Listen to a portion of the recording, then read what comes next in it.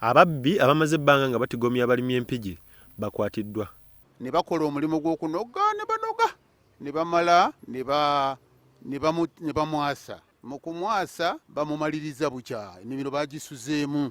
Babadde bajjayo omunyago gwabwe mu kubakwata wa bodaboda abasajja abo bagezigezi nnyo ababbi ba kkooko.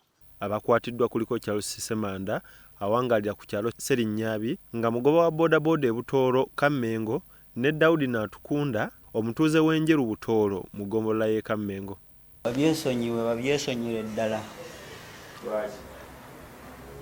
Muze mubi si mulungi kuba kakati we bamala okukwata tebiba birungi. Ankubidde essimu ku makya ngende nnono omuntu mu kifo w'ekiti n'olwekiti. Era nange saakoze ensobi nga nvuga ppiki nga ntuukawo. Alabadde okupaakingawo nti nalabye basajja kunkwata. Basangiddwa Rubona n'ekifuluusi kya kokowa gwe babbye mu nnimiro y'omugagga Richard Kiwanuka ku ssaawa 11 ng'obudde bukya. Twagala abasajja bano batulirire ibbanga lyo amaze ngo batubba kuba bodukutte. Basinzidde ku poliisi e Kammengo we bakuumirwa ne basaba ekisonyiwo era bagamba nti beetegefu okulokoka obubbi. Nayiniko tumusaba okutusonyiwa kuba naffe twagala tukimanye nti okubba kubi naye tusaba atusonyiwe. Abamu ku bakozi ba ffaamu y'omugagga Richard Kiwanuka be tusanze ku poliisi e Kammengo bategeezezza nti bakabbira bano babasuza ku tebuukye.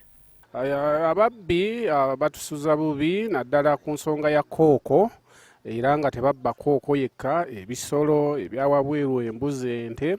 Era nga bwe tugenda mu Krisimansi tubadde tusaba ab'ebyokwerinda bongeremuko ku maanyi omuntu asobole okufuna ku buweerero. Piki ze zibaleeta bwe bamala omunyago gwabwe nga baguteeka ku kkubo nga bakubira era abapikipiki abo nga bajja banona omunyago ogwo. Kyamaanyi nnyo abasajja abo betaaga kubonereza kubanga balinza n'abalimye kulima. Nolina amanyi okulima ne bamulimesa balima we batwala. Musanje Godfrey Rogers nga mulimi wa kokowa agamba basimbye yiika 10 eza kokowa naye ababbi tebabaganya kweyagalira mu ntuuyo zaabwe. Tulina obugazi bwa yiika 10 amakungula gabadde si mabi naye olw'okuba bano bakyala kimpadde be batukoze ekizibu bulunaku basobola tubbako kooko obukadde obuwera 3 oba 4. Bano okukwatibwa abatuuze babazinduukiriza nga basumusa omunyago gwabwe ne batumya ku poliisi y'e Kammengo eyasitukiddemu era ayogerera poliisi mu Katonga Region SP Majidi Kalim akasiza okukwatibwa kw'ababbi bano. Naye nannyini ennimiro agambye nti baludde nga bakikola bw'abaliriramu kokwawo gwe babbye aweza ttaani 3. Ate ono yaliwo omukozi wo amanyi maapu yonna y'ekitundu ekyo nga weebeera.